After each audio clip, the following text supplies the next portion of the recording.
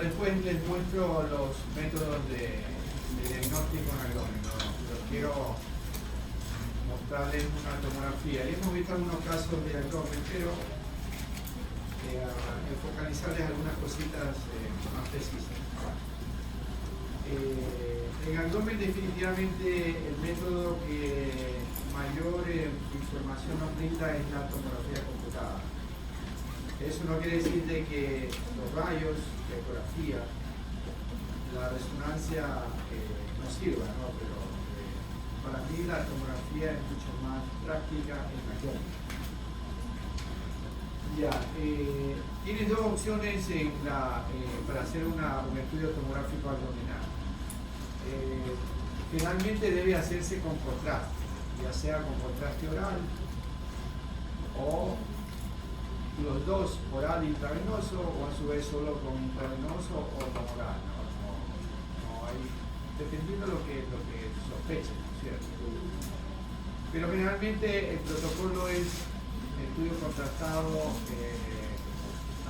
tomografía abdominal contrastada, con contraste oral e intravenoso. Ya, como ya se mencionó, ¿para qué sirve el contraste en la vena? Sí, justamente ya se habló de que el contraste lo que hace es pintar o teñir las lesiones tumorales, generalmente los vasos sanguíneos, y de alguna forma resalta la patología, ¿no? Por ejemplo, bueno, cogí al azar, ¿verdad? El casito de este paciente, donde tenemos una tomografía de abdomen superior con contraste. Lo grabé porque lo subí al sistema, mejor dicho, porque mira que esta es una variante anatómica del hígado. Esta lengüeta del hígado, normalmente la punta del, mejor dicho, el lóbulo izquierdo rebasa un poquito la línea media, pero mira esta lengüeta casi lo abraza, le da la vuelta al vaso, ¿no? Y esto es una variante anatómica. Por ahí hay un signo tomográfico que se llama la cola de Castor, que se ve aquí como una colita, ¿no?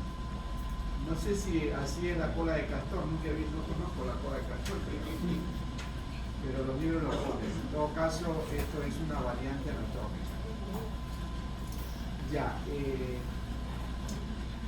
la densidad es importante, ¿no? La densidad del parénquima hepático con el parénquima esclénico es bastante similar, ¿no es cierto? Es similar, ¿no? Por ahí lo podemos medir. Esta es la fase simple, está casi en 60 watts.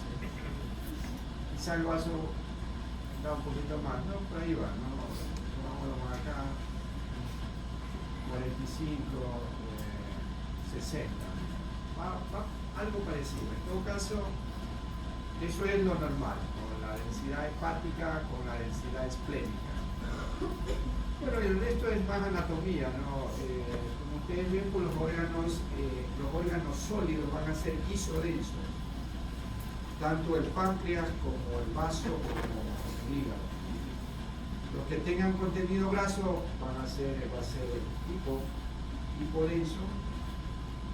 Lo mismo la grasa mesentérica o el epiplón va a ser hipodenso, ¿verdad? Con la diferencia de que la densidad de la grasa es negativa. Mira, tiene menos 100 UH, ¿no? Menos 93 UH.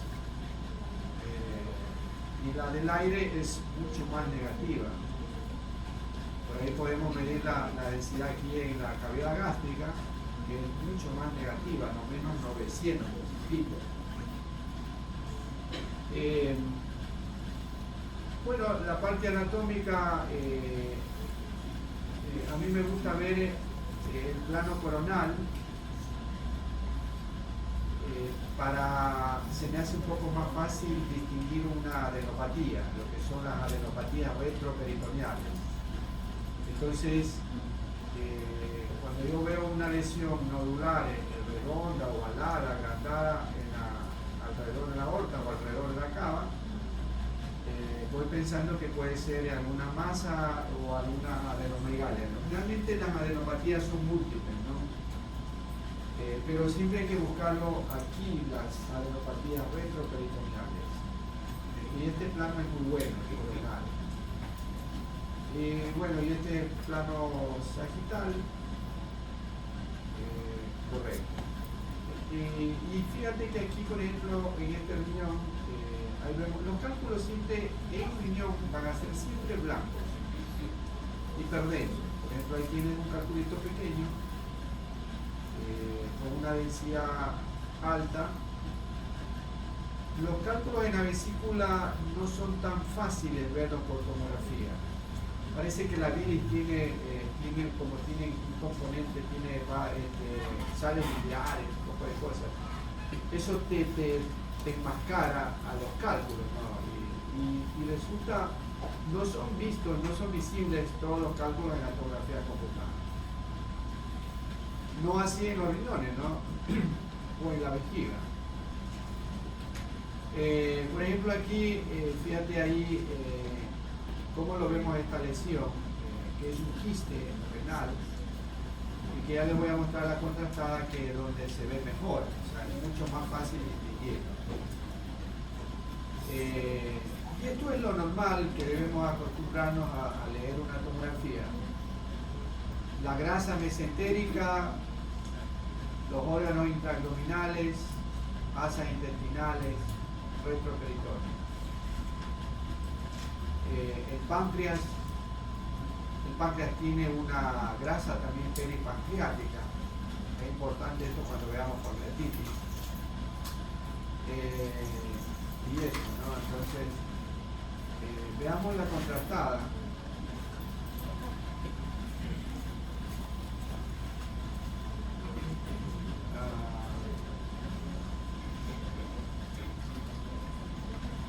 La fase arterial.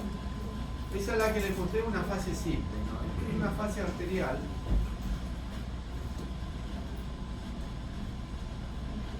y donde nos permite ver mejor las arterias, ¿no? El sistema arterial. Ahí estamos viendo la aorta opacificada con contraste. Se ve que tiene un diámetro normal. No hay disecciones. Está bien la aorta, ¿no? Y todos los vasos colaterales, como son aquí, por ejemplo, el tronco celíaco, la mesentérica superior, y más abajo las arterias renales. Ahí está la segunda arteria renal derecha y por ahí la arteria renal izquierda. Entonces, esta es la fase arterial. No vemos ningún cambio, ningún realce en el parénquima hepático y tampoco bueno, ahí aparece una calcificación en el vaso. Y el quiste renal acá atrás. Ahí. De alguna forma lo vemos un poquito más definido el contorno del quiste, ¿no es cierto? Sí. ¿Cómo reconocemos que es una fase arterial? Porque siempre va a estar la aorta prendida, ¿no? O sea, hiperdensa, con mucho contraste. Y la otra fase, se repite el estudio, el barrido tomográfico, y es la fase portal. En la fase portal vamos a ver de alguna forma mejor la parte venosa.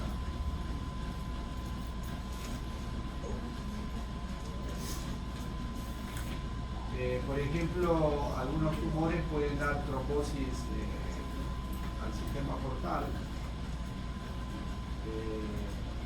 Y ahí tienen, ¿no? ¿Ven? Deja de estar la aorta ya brillante y se ven otras estructuras, por ejemplo, como esta de aquí, que corresponde a la vena porta, ¿no? Incluso la mesentérica superior, que es esta.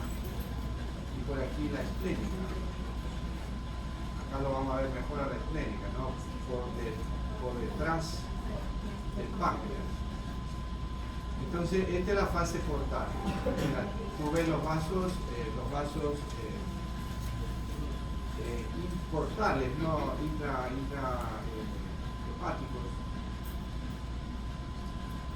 Y veamos el quiste, ahí está el quiste. Claro, como tiene un contenido líquido, una pared muy fina, no tiene por qué realzar, ¿no? Los quistes no realzan. Y esto corresponde a un quiste simple, ¿no? Porque no tiene nódulos, no tiene tabiques, por lo tanto es un quiste simple, es decir, totalmente benigno. Ya, y eso es lo que siempre vamos a estar valorando en la tomografía computada. En este caso es con contraste intravenoso. Las tres fases que normalmente deben hacerse, ¿no? La simple, la arterial y la portal. ¿Alguna pregunta?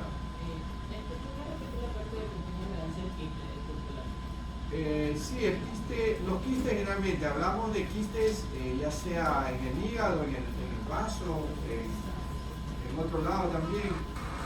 Los quistes no realzan por su contenido que es líquido, no tienen vascularización y tienen una pared fina. O sea, el quiste tiene pared fina, no tiene vascularización, tiene contenido líquido. ¿Por qué simple y por qué quiste simple y por qué quiste complejo? ¿Ah? ¿Por qué simple? Cuando no tiene tabiques, no tiene nódulos, no tiene vascularización y la pared es fina, ¿no? Entonces llamamos un quiste simple. ¿Qué es un quiste complejo? Cuando la pared es irregular, un poco gruesa, o tiene algún nodulito en la pared, o tiene tabiques. Y a veces ese tabique realza, ¿no? Realza. Entonces eso ya es un quiste complejo, significa de que potencialmente puede malignizarse. Esa es la diferencia, ¿no? Ok. ¿Ah? La tomografía simple.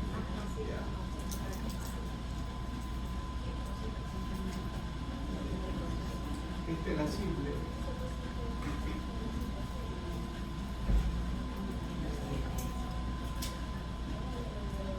Además que en una tomografía simple se te pueden pasar algunas lesiones, sobre todo en el hígado, ¿no?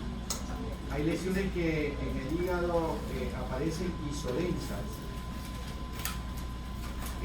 que no hay cómo distinguirlo del parénquima sano. Entonces el contraste te da el diagnóstico, ¿no? Al realzar te hace mucho más visible la lesión ocupativa. Este es el quiste en la fase simple, ¿no? No se lo nota tanto, pero claro, es diagnosticable, o sea, sí se lo ve, ¿no? Pero se define mejor con el contraste, ¿no? Esa es la importancia del contraste. De ahí no es que con el contraste vamos a ver, va a cambiar la forma de los órganos, no. Tampoco las calcificaciones, también ahí lo vemos, ¿no? En la simple la vamos a ver.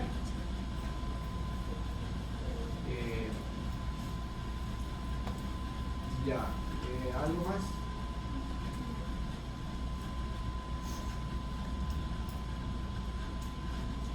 En ese caso, con lo que el paciente tiene el hígado la forma del lóbulo izquierdo, no pasa nada. Se me estaba mostrándoles cómo es más o menos la división segmentaria. La división segmentaria se hace en base a la vascularización, ¿no? De las venas subrepáticas. Pero la clave es lo siguiente. Por ejemplo, el segmento que está más pegado al riñón, ¿cuál es? Este que está pegadito al riñón. Ahí. Ese es el 6, ¿no es cierto? Ese es el 6. El que está pegado al riñón, el 6. Ya. El que está por detrás de la vesícula, ¿cuál es? El 5. 5. El 5. El que está por delante es el 4. ¿Ya? Y el que está bien arriba, ya pegado al diafragma, es decir, por ejemplo, este, ¿no? Que es posterior, sería el posterior. ¿Estamos de acuerdo? ¿Están ubicados, no? Posterior es el 7. Y el que está por delante del 7, también bien hacia arriba, que sería acá, es el 8. Es el 8. ¿Ok? Ya, esa es la forma de orientarse, ¿no? Esto algunos autores le dicen como el domo hepático. El domo hepático, ¿no? Entonces los dos únicos segmentos que están en el domo hepático son el 7 hacia atrás y el 8 hacia adelante. ¿Están ubicados? ¿No? Sí, se ubican así por atrás, ¿no? Ya, vamos de nuevo. El segmento que está más pegado al riñón, ahí bien abajo, ya, mira dónde estoy, abajo, en el corte bien abajo. El que está pegado al riñón, ese es el 6. El 6. Ya, el que está por delante de la vesícula es el 4 y el que está por detrás de la vesícula es el 5. Y el que está más abajito sería el 6, que está cerca al riñón o pegado al riñón. Ya. Entonces, 4 por delante de la vesícula, que viene a ser este. El 5, el que está por detrás de la vesícula, a esto. Y los más superiores, estamos hablando en el lóbulo derecho, ¿no? Los más superiores son el que es posterior, el 7, que vendría aquí en este plano sagital, sería acá. Y el más anterior sería el 8, ¿no? Esto se llama domo hepático. Ok, domo hepático. Anterior 8, posterior 7. Acá lo mismo, ¿no? Anterior, bien arriba o pegado al diafragma, como ustedes quieran, ¿no? Anterior 8 y atrás 7. Y en el lóbulo izquierdo hay dos, ¿no? El 1 se nos estaba quedando. El 1 es facilito. El 1 es el caudado. Este de aquí, el 1. Este es el 1. El lóbulo caudado. No hay cómo perderse, ¿no? Este es clásico. Mira, ahí está el caudado, aquí la cava. Este es el segmento 1. Y el segmento, y los dos segmentos del lóbulo izquierdo son el 3 hacia arriba y el 2 hacia abajo.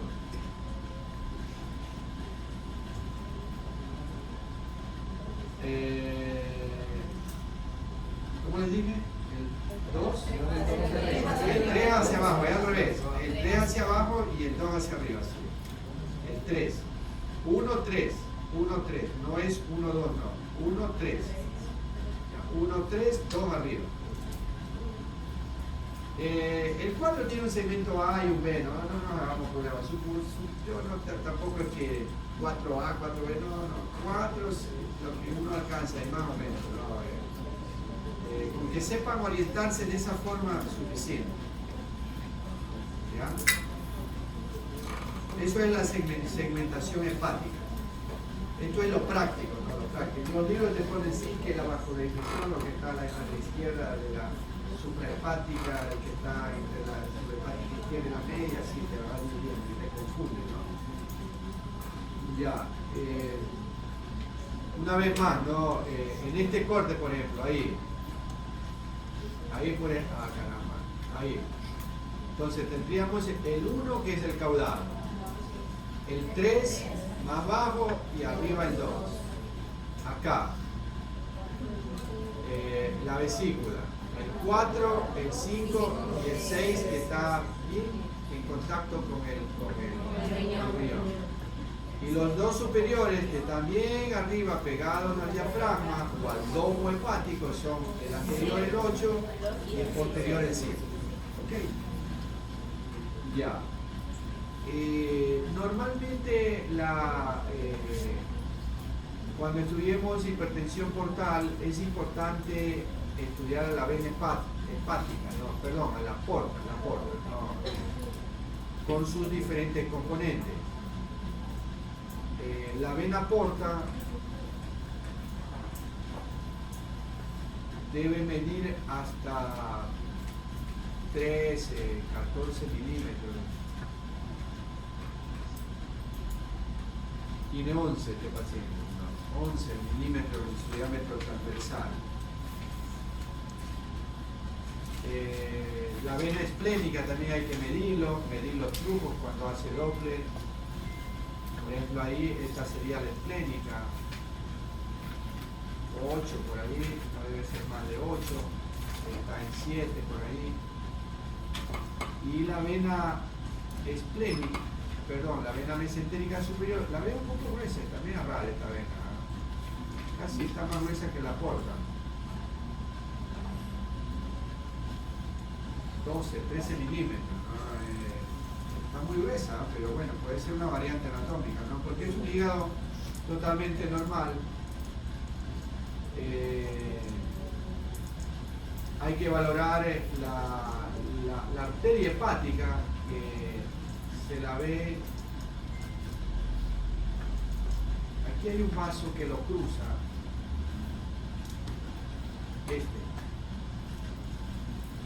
Sí, esta es la arteria hepática. La arteria hepática lo cruza a la vena porta, ¿sí te das cuenta? Mira. Cuando uno hace Doppler, uno mide aquí, en el cruce de la arteria hepática, la velocidad del flujo en la vena porta. En otras palabras, la velocidad del flujo en la vena porta lo medimos en el cruce, cuando la arteria hepática lo cruza. Porque la arteria hepática lo cruza, esa es la difusión anatómica normal. Porque las velocidades varían en la vena porta, si tú mides acá arriba o mides muy abajo. ¿Ya? Y hay parámetros normales, no sobre el flujo, la velocidad del flujo. Entonces siempre hay que medirlo. Yo a los chicos de posgrado digo, mire, aquí tienen que medir, aquí. Más o menos ahí uno lo ve, le localiza la arteria hepática y ahí cuando lo cruza, ahí pone el medidor del Doppler, ¿no?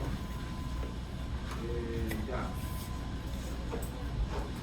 Bueno, en las vértebras se van a ver así, ya hemos visto, con las corticales, la médula ósea que siempre tiene una densidad menor, ¿no? Ok. ¿Hay preguntas?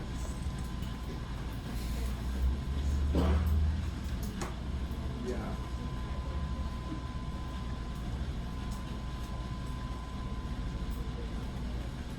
Se me olvidó subir una resonancia. Dijo que la vena mesentérica medía de 2 a 3. Sí, la mesentérica superior es hasta 10. No más de 10. No más de 10. Ese también es normal. La esplénica siempre es menos, ¿no? Es menor. Les voy a dar esta clasecita y el miércoles vemos casos clínicos. Entonces, si quieren lo vamos a grabar. Y esto les puedo dar, ¿no? Ya. Entonces comenzamos. ¿Qué métodos de diagnósticos tenemos para valorar el abdomen? Los 4 primeros, a mi parecer, son los más importantes. La simple abdomen, que todavía se pide, es necesario en aquellos pacientes, por ejemplo, con una obstrucción intestinal. Tú puedes simplemente, con una simple abdomen, puedes diagnosticar muy fácilmente un síndrome obstructivo intestinal, un neuroperitoneo. La ecografía, ¿no? Es muy importante, es espectacular la ecografía, por ejemplo, para ver líquido libre en el abdomen. El trauma es el método inicial, un trauma cerrado de cavidad abdominal. Comenzar con una ecografía para buscar líquido libre en cavidad. La tomografía computada, como ya hemos revisado el casito anterior, por lo general debe ser contrastada. La resonancia magnética en casos muy puntuales, ¿no? Por ahí hay otros ítems, otros métodos que no se hace siempre, pero ayudan, ¿no? Por ejemplo, la ecografía con prueba de Boyden, que sirve para ver si funciona bien o no la vesícula. La ecoendoscopía, la elastografía es una técnica que valora la dureza de un tejido. Por ejemplo, en el hígado, en un paciente cirrótico, quiero ver cómo está ese parénquima, si está duro, y clasificarlo, ¿no? La elastografía, ¿no? La elastografía se hace con la misma máquina de ecografía. La enterotomografía se hace, este método lo utilizamos cuando hay un sangrado digestivo, y la endoscopía y la colonoscopía a veces no lo detecta el sangrado del tubo digestivo, o sea, sangre del intestino delgado. Entonces ahí va bastante bien la enterotomografía. Ya, y la colonoscopía virtual por tomografía computada, que es un método para ver tumores de colon en aquellos pacientes donde no son, por algún motivo no se puede hacer una colonoscopía, ¿no? Entonces tiene esta chance para hacer colonoscopía virtual. Ya, esto es una simple diagrama, les muestro aquí para darles algunos tips, qué es lo que reconocemos, qué buscamos o qué elementos vemos en una simple abdomen. Recuerden que una simple abdomen se puede tomar estando el paciente acostado o de pie. Cuando tú sospechas en un cuadro obstructivo intestinal o en un cuadro de neumoperitoneo, la radiografía tiene que ser de pie, el paciente de pie, ¿no es cierto? Esta placa parece que es acostada, pero bueno, la anatomía no cambia. Estos son los músculos psoas, que se ven muy bien a cada lado de la columna. Estos son las gotieras parietocólicas de cada lado. Gotieras parietocólicas, gotieras o correderas parietocólicas, que son acumulaciones de grasa, ¿no? Que están a los lados de la pared abdominal lateral. En todo caso, gotieras o correderas parietocólicas. Por aquí aparecen las siluetas renales, aunque no se ven claramente,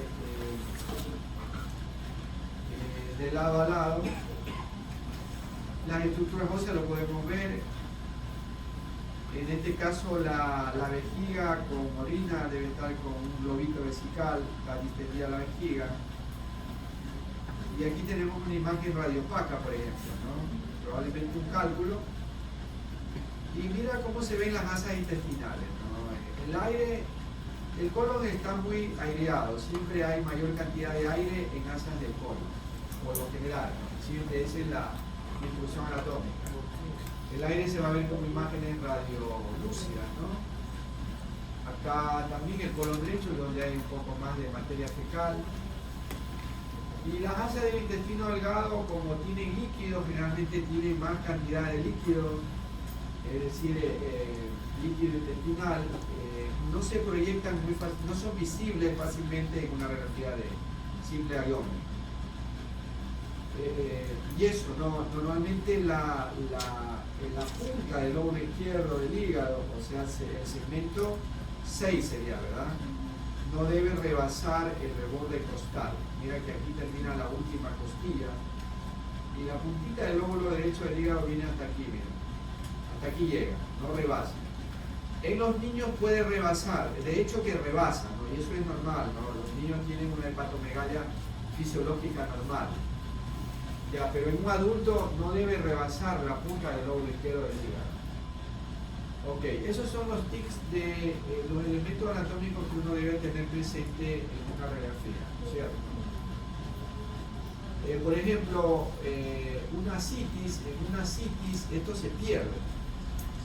Esto se pierde, ¿no? Porque recuerden, como el paciente está acostado, el líquido en la cavidad fluye hacia los lados o se desplaza hacia los lados y va a borrar estos elementos anatómicos. Incluso si tú haces percusión vas a tener mate en este lado y aquí a nivel de la mitad del ombligo, por ejemplo, en el ombligo vas a tener tismanismo, ¿no? Porque los líquidos se van a los lados, ¿no? Y las asas intestinales se acumulan hacia el centro de la cavidad abdominal. Estas son imágenes de ecografía donde tenemos un modo B, donde tenemos Doppler.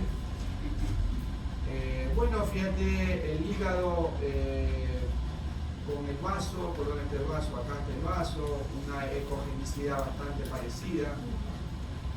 El páncreas por lo general lo vemos así un poco ecogénico por su contenido graso. Quizás en el adulto se lo ve isoecogénico, ¿no? Pero ya en el adulto mayor comienza el páncreas a ser reemplazado por grasa, ¿no? Su contenido es bastante graso y eso aparece como un poco blanco, ¿no? Ecogénico, ¿no? Pero fíjate que está ahí bastante bien el páncreas, ¿no? Los riñones siempre van a tener esta forma riñonada, ya saben cómo es, y tiene dos componentes, podríamos decir, ¿no? El parénquima renal y el seno renal, ¿no es cierto? En el seno renal van a estar el sistema colector, es decir, los cálices, la pelvis, grasa, y aquí en el parénquima están más los glomérulos, ¿no? Por eso cuando hacemos biopsia renal en una glomerulopatía, tratamos de coger la biopsia del parénquima, no del seno renal, porque aquí te va a salir grasa, aquí tiene que salir los glomérulos, ¿no? La aguja tiene que ir más al parénquima renal, ¿ya? Bueno, y todas las estructuras vasculares, como por ejemplo la aorta, la vena cava inferior, y los órganos que tienen contenido líquido, bueno, aquí faltó poner la vejiga, se van a ver también hipoecoicos, ¿no? Hipoecoicos. Repito, ¿no? Todas las estructuras vasculares, venosas, arteriales, y los órganos que tengan contenido líquido se van a ver hipoecoicos, es decir, los líquidos y la sangre se ven hipoecoicos. En el modo 2B, ¿no? Porque claro, si le pone Doppler vamos a ver el color, ¿no? Todas las estructuras vasculares se van a vascularizar. Ok. Ya, esta es la tomografía, ¿no? Estas tres imágenes, bueno, aquí se le ha dado contraste oral, es el estómago con medio de contraste oral. Esto es lo que les comentaba, ¿no? La importancia del medio de contraste. Es el mismo paciente y son más o menos los cortes a la misma altura del hígado. Y fíjate que en la fase simple no se ve la lesión. Difícil verlo, ¿no? Casi imposible verlo la lesión. Y el paciente tenía este nódulo, ¿no? Tenía un nódulo en el hígado grande. Entonces, si no se hubiera puesto contraste en este paciente, el diagnóstico se te pasa.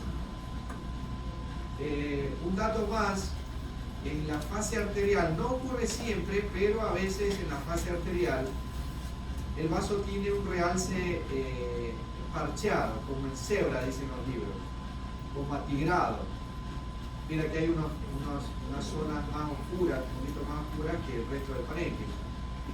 Esto es normal, esto es fisiológico. Y ya en la fase portal desaparecen y se hace uniforme el parénquima esplénico, ¿no? Así que no van a pensar que algo tiene el vaso, ¿no? Ahora, si persiste esta lesión, acá lógicamente va a ser que efectivamente va a haber alguna lesión operativa. Ya, mira por ejemplo este corte tomográfico, ¿no? Ahí, ¿dónde está la lesión? Chuta, complicado, no podríamos decir, ¿no? Se ve bien, contornos poblados, contornos bien definidos, el parénquima es homogéneo, el estómago con líquido, pero el estudio contrastado muestra que ahí tienen la lesión. Y es mucho más visible, mira, en la fase portal. ¿Ves? Acá en la fase arterial no es tan visible. Acá se hace más notorio. ¿Ok? Entonces, importantísimo hacer estudios contrastados. Y hacer las tres fases, ¿no? Las tres fases. Siempre, ya cuando tengan la oportunidad de pedir los subestudios, la técnica, la orden debe decir estudios contrastados trifásicos, ¿no? trifásico.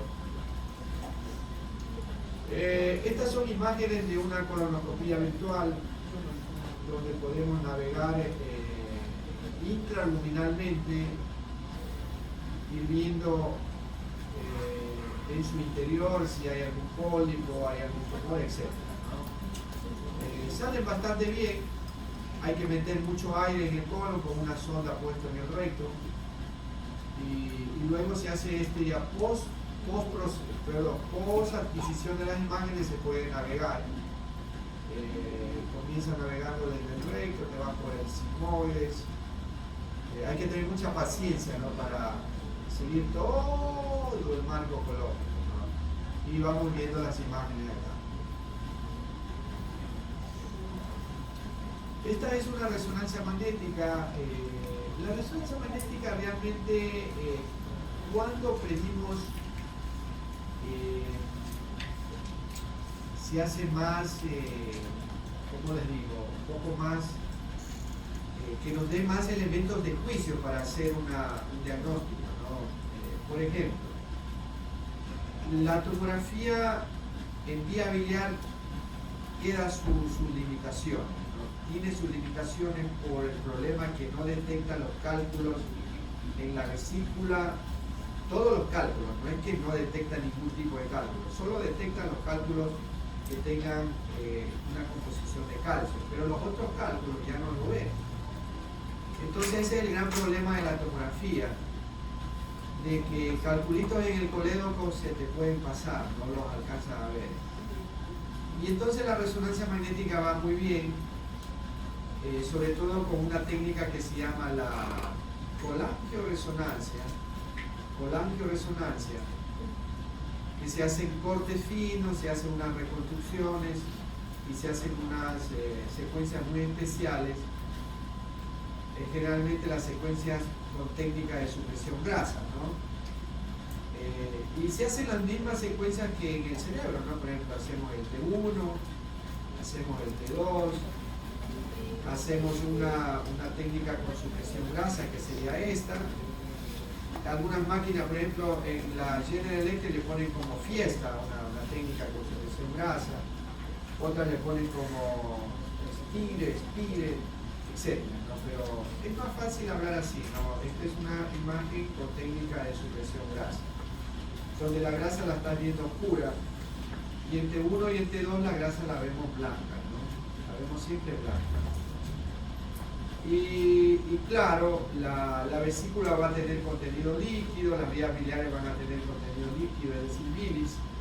Y entonces aquí lo que se hace es una secuencia con técnica de supresión grasa, con cortes muy finitos, con un volumen, ¿no? Cortes muy finos, milimétricos.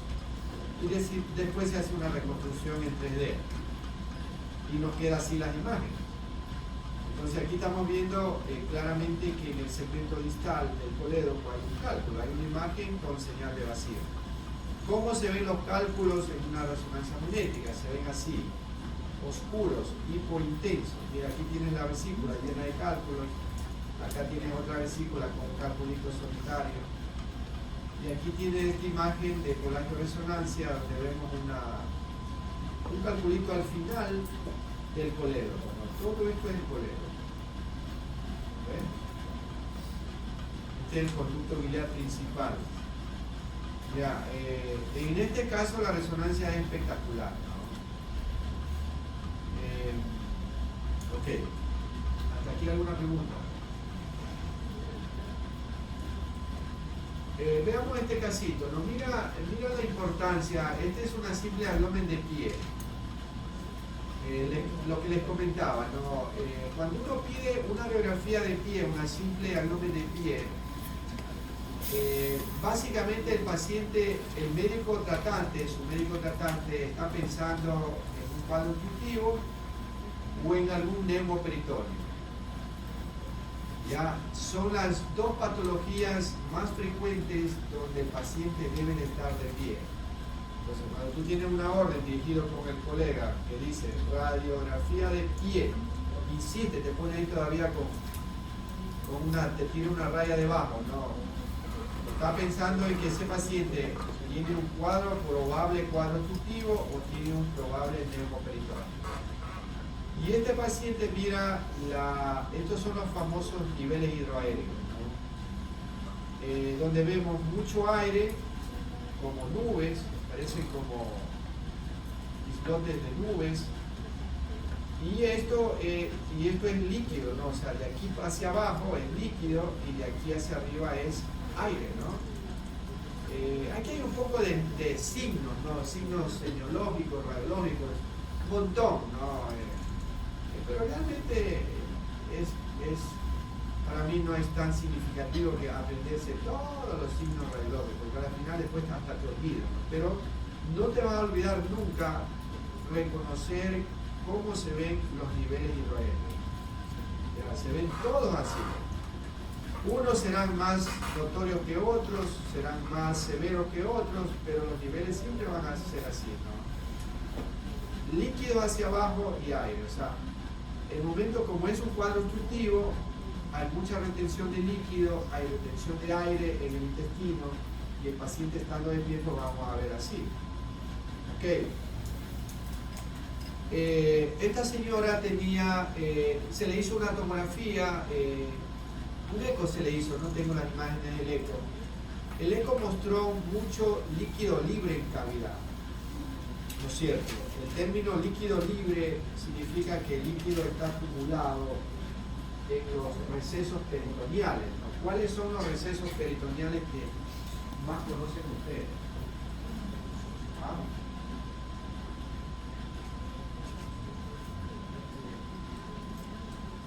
Bueno, ahí están un montón, ¿no? Por ejemplo, comenzando con las goteras parietocólicas, ¿no? Estas serían las goteras parietocólicas,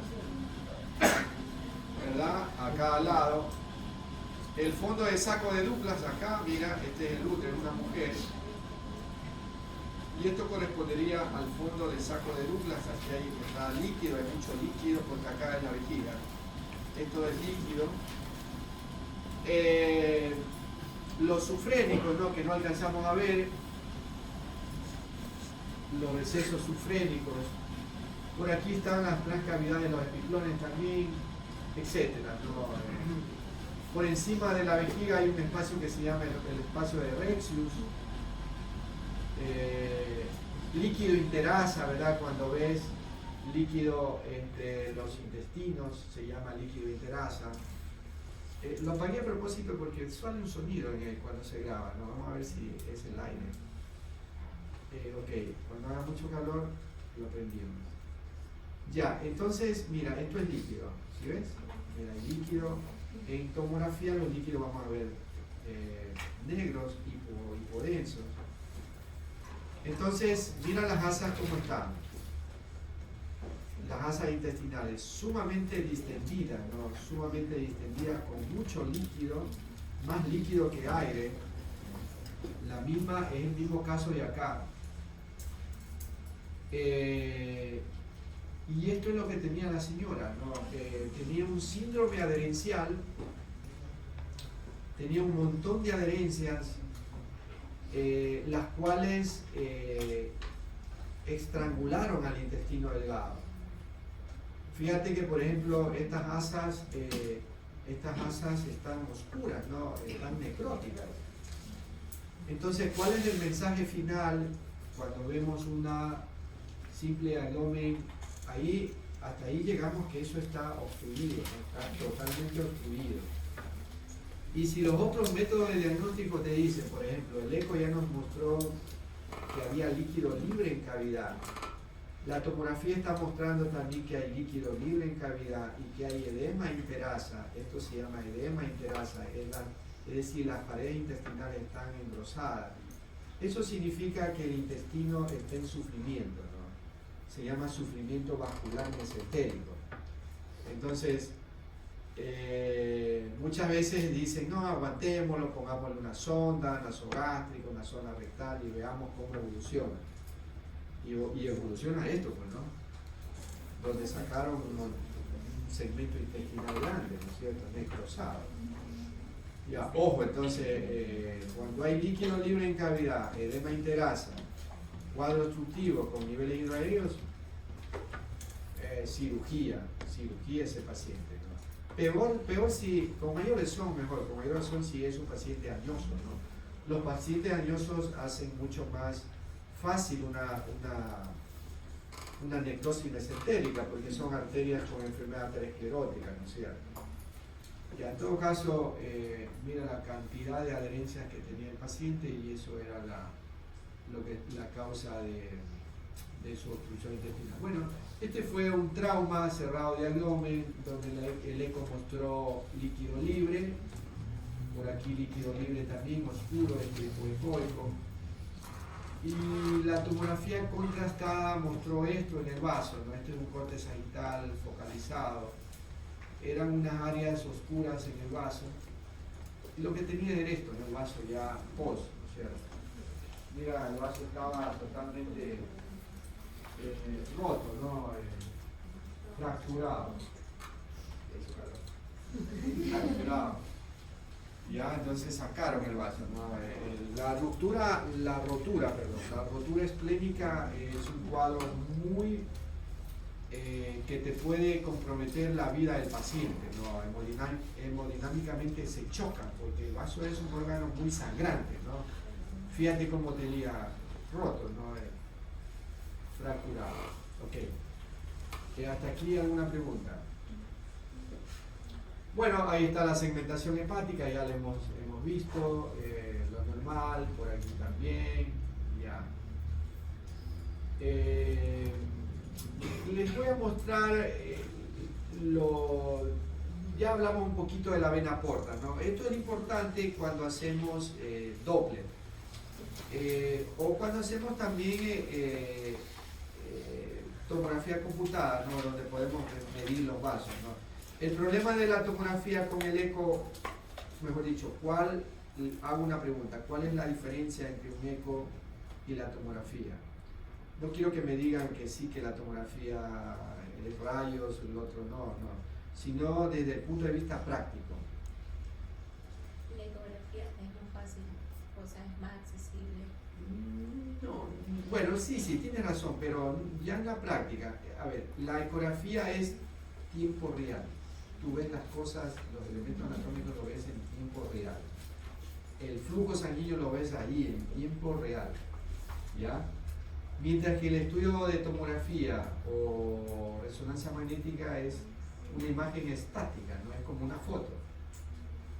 Como una foto. En cambio que la ecografía, esa es la gran ventaja de la ecografía, por eso es que con tomografía, con ecografía tú puedes valorar la velocidad de un determinado flujo, en un determinado vaso, ya, porque es en tiempo real. Entonces, por eso aquí valoramos la velocidad. Mira, esa es la velocidad de la vena porta, el calibre de la vena porta. Este término hepatópeto, flujo hepatópeto, significa que el flujo tiene una dirección hacia el hígado. Ya, tiene una dirección hacia el hígado. Cuando es un flujo hepatófugo, significa que se aleja del hígado, ¿no? Para que lo vayan entendiendo. ¿Cómo es cuando se aleja? Ya, sí, el flujo hepatópeto es cuando tiene dirección hacia el hígado. Estamos hablando de la vena porta. Hepatópeto, ahí tal cual como lo ven, ¿no? Y el flujo hepatófugo es cuando se aleja del hígado. Y eso hemos de ver en cirrosis hepática. Otro elemento anatómico que valoramos cuando hacemos un ecodoppler es la arteria hepática, ¿no? Ahí están la anatomía, los diámetros normales, ¿no? El calibre, las velocidades picosistólicas, pi de diástole, el índice de resistencia, el IR, ¿no? Lo normal, 0.59 a 0.70, ¿no? La arteria hepática, siempre la arteria hepática, mira, se puede decir que está por delante de la vena porta. Ahí la agarramos a la arteria hepática. Recuerden una vez más, ¿no? Que el modo 2B valora la morfología, el tamaño del hígado. Eso fue pregunta, creo que de la prueba. El modo Doppler color lo que permite valorar es la dirección de los flujos, ¿no es cierto? Si se aleja o se acerca del traductor.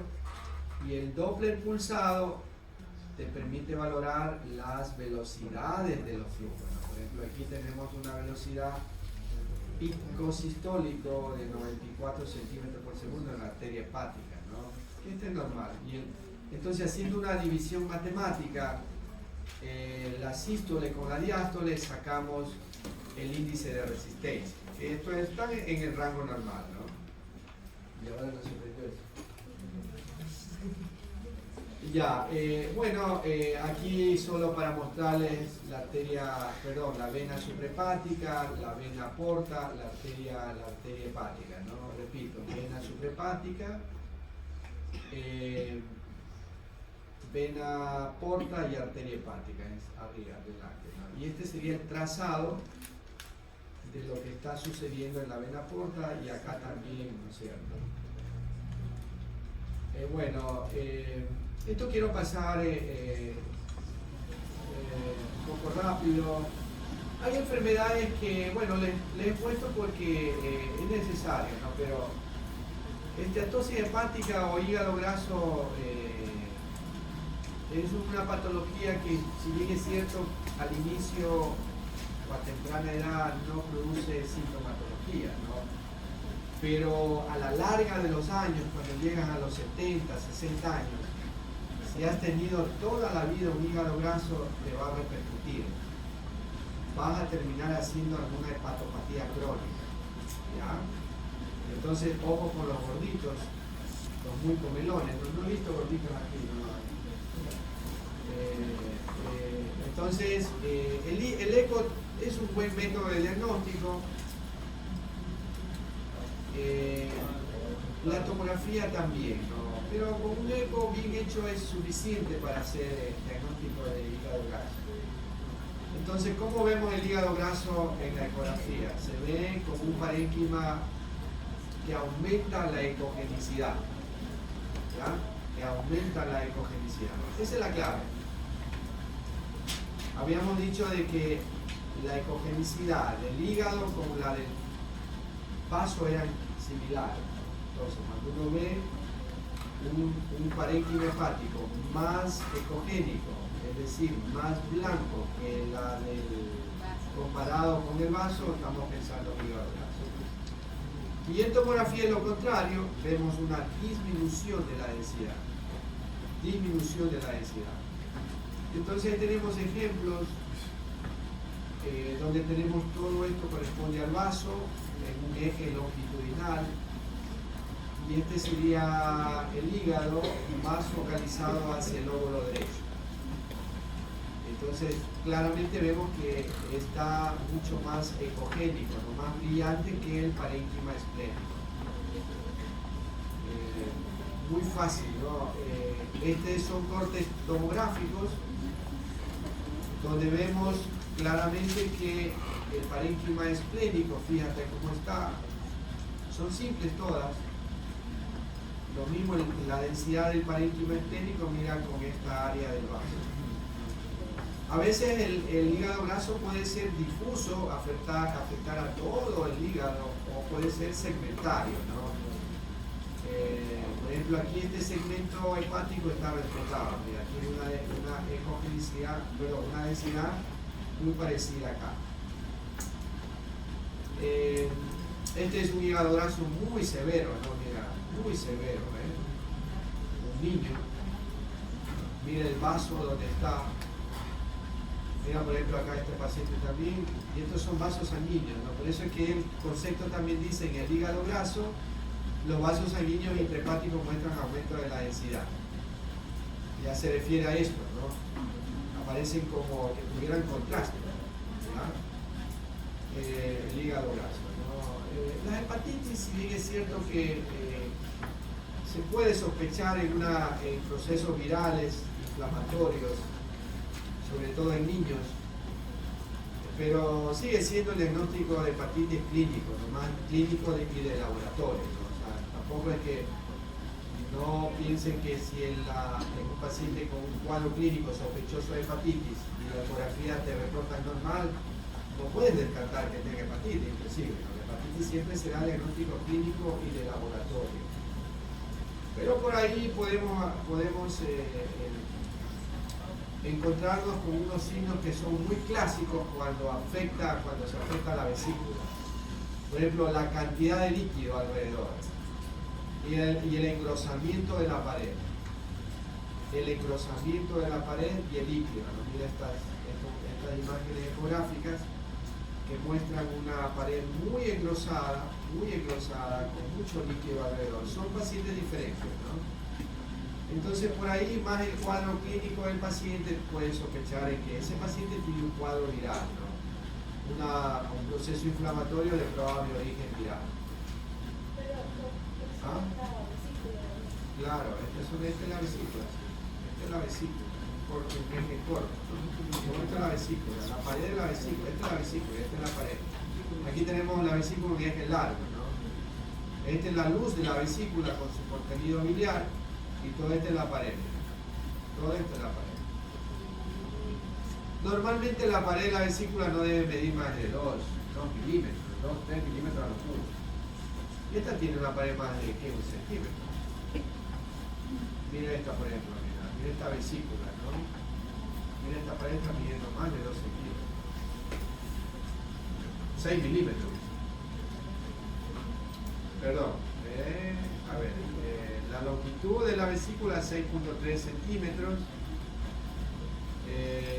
2.8 centímetros en el plano transversal y aquí sería 9 milímetros el grosor de la pared, sumamente engrosada, ¿no? Acá tiene 8 milímetros el grosor de la pared.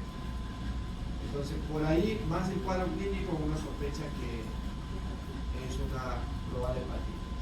¿Okay? Esto lo vamos a ver más adelante, mejor dicho, con casos clínicos el día miércoles, ¿no? Pero bueno, los criterios se lo van aprendiendo, que son sumamente fáciles, son cosas repetidas, mucho ojo con la vena porta, con la vena esplénica, la mesentérica superior, y algunas cosas como por ejemplo las colateralidades, ¿no? La circulación colateral que aparece en los pacientes cirróticos, ¿no? La arteria hepática. Ya claro, en los cirróticos vamos a ver todos estos cambios morfológicos, ¿no? Superficies irregulares, etcétera, etcétera.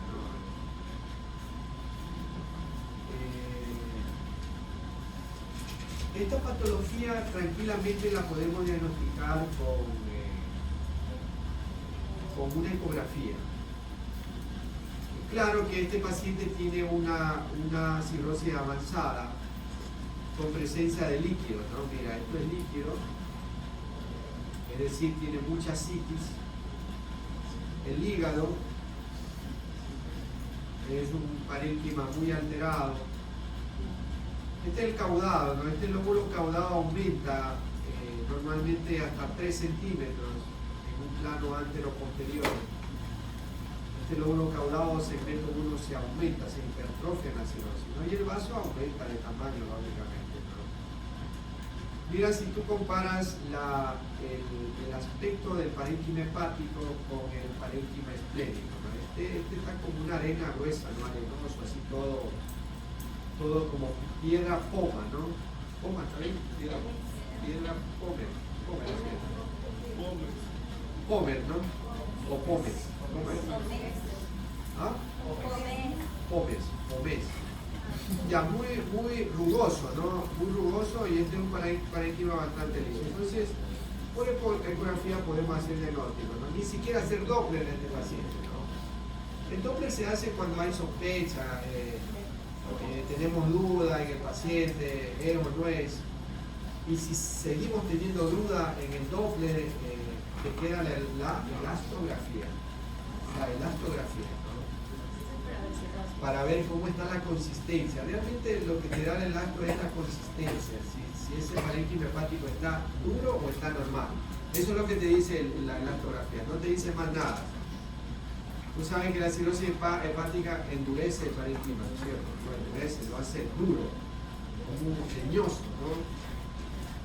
Ya, y ahí tenemos los criterios en este paciente en el Doppler, ¿no? De la vena porta tiene un calibre de 16 milímetros, habíamos dicho que era normal hasta 13, que el flujo de la vena porta era normal hasta 15 para arriba, ¿no? 15 para arriba, aquí no está marcado, pero aquí no llega ni hasta 10, disminuye la velocidad del flujo. Y el índice de resistencia en la arteria hepática tiene 0.90, está aumentado. Habíamos dicho que era hasta 0.70, ¿no? 70. Ya, entonces, eso es lo que vemos, valoramos mucho en el ecodoppler, ¿no? Bueno, ahí faltó meterle a la vena esplénica, a la vena mesentérica superior, etc. Ya, por tomografía computada también podemos hacer diagnóstico de cirrosis hepática. Aquí hay dos imágenes diferentes, de pacientes diferentes, uno más complicado que otro. En un paciente cirrótico, ¿no? La presencia de líquido significa que es un estadio avanzado de la cirrosis hepática. Por ejemplo, mira, ¿no? Este paciente tiene un gran segmento 1 grandote, ¿no? Un glóbulo caudado inmenso, ¿verdad? Hay una hipertrofia muy notoria del segmento 1. Tiene una gran esplenomegalia, tiene una atrofia del lóbulo derecho. Si tú mides de aquí para acá, está atrófico el lóbulo derecho. Y hay una hipertrofia también del lóbulo izquierdo. Hay líquido acítico, no líquido perihepático. Este de acá también, signos muy parecidos, pero no hay líquido. Vaso grande, caudado grande, lóbulo izquierdo grande. La grasa en la cisura esplénica, perdón, en el ilio esplénico, ilio hepático, se hace prominente, ¿no? Porque hay atrofia del parénquima adyacente. Entonces, esta grasa se hace mucho más prominente a nivel del ilio hepático. Acá también. El contorno siempre va a ser irregular. Recuerden que, bueno, aquí en este caso la pared del estómago está bastante gruesa, ¿no? Habrá que hacer una endoscopía a ver si no hay alguna enfermedad agregada a ese paciente, ¿no? En el paciente cirrótico, el tumor hepático más frecuente es el carcinoma hepatocelular, ¿no? Siempre hay que buscar tumor hepático en los pacientes cirróticos, que por lo general son los carcinomas hepatocelulares. Mira este otro cuadro, este otro paciente también con una cirrosis, donde tiene una tomografía simple. Esta es una imagen reformateada en plano coronal, donde vemos la gran cantidad de asitis, ¿no? Mira cómo se distribuye la asitis en los recesos peritoneales. En los recesos peritoneales. Se puso cómodo. Más adelante. Hay que cambiar eso. Ya, mira por ejemplo, no le decía, ¿no? Todo esto, a ver, vamos desde arriba hacia abajo. Estos serían los espacios subfrénicos, ¿no? Subfrénicos, mira aquí, debajo de los diafragmas. Esto sería ¿qué? Toda esta corredera, las parietocólicas, ¿no? Las parietocólicas. Mira, parietocólicas. Esto de acá sería el fondo de saco de Douglas, ¿no es cierto? Por aquí hay líquido interasa, por aquí parece que estuviera también líquido en la transcavidad de los epiclones, ¿no? Pero generalmente gotitas parietocólicas, espacios sufrénicos, el espacio hepatorrenal y el receso de Douglas son los espacios donde más se acumulan los líquidos. Ya, son bolsas realmente, ¿no? Son bolsas peritoneales. Bueno, y aquí tienes un corte axial, transversal a nivel del hígado, donde ves que el hígado es pequeño, un caudado grande, un vaso grande, el mismo paciente, ¿no? Entonces es cirrosis, ¿no? La tomografía también es muy buena para ver cambios morfológicos en el hígado. Ya, hasta ahí vamos a quedarnos. Los recesos peritoneales, ya, a ver. Los recesos peritoneales les había nombrado los sufrénicos, derecho e izquierdo, ¿no es cierto? El espacio hepatorrenal o bursa de Morrison también que se llama, ¿no? O bursa de Morrison. Que está entre el hígado y el riñón, ¿no? Por eso se llama espacio hepatorrenal. Las goteras parietocólicas o correderas parietocólicas están a los lados, a los costados del abdomen, derecha e izquierda igual, ¿no? Hay dos. El receso de Douglas, ¿dónde queda el receso por el fondo del saco de Douglas? ¿Ah?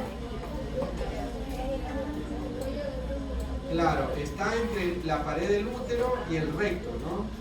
Claro, ahí está el fondo del saco de Douglas, entre el útero y el recto. Por eso es que decir fondo del saco de Douglas en el varón no está correcto, ¿no? Porque el fondo del saco de Douglas es en la mujer, separado por el hígado, ¿no? Perdón, por el útero. Útero recto, ahí, en ese espacio queda, ¿no? En ese repliegue. Entonces, en el varón, lo más práctico es decir el receso recto vesical. El recto vesical, ¿no? Recto vesical. Así debería ser lo correcto, ¿no? Pero los médicos he visto que cirujanos muy prestigiosos le dicen fondo de saco de Douglas. Hombre y mujer. Allá ellos, ¿no? Pero lo correcto es que es lógico, ¿no? Ya. Hay otro que se llama, por ejemplo, la transcavidad de los epiplones, ¿no? Que está entre el estómago, el páncreas. Es retroperitoneo, claro, retroperitoneo. Hay otro que es el espacio de Rexius, que está por encima de la vejiga. Aquí no tenemos uno lateral para mostrarles, ¿no? Eso sería, se lo ve muy bien en una reconstrucción sagital. Pero estos son los más prácticos, ¿no? Lo que les acabé de nombrar. Goteras parietocólicas, Douglas, Morrison, sufrénicos.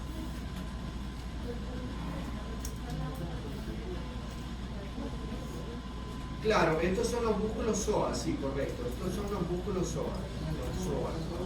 Los ureteres no los vemos aquí, pero los ureteres sí, siempre van pegaditos al psoas. Esa es la anatomía clásica, ¿no? Siempre el ureter va pegadito al borde anterior del psoas. Pero sí, correcto, estos son los músculos psoas, ¿no? Ok.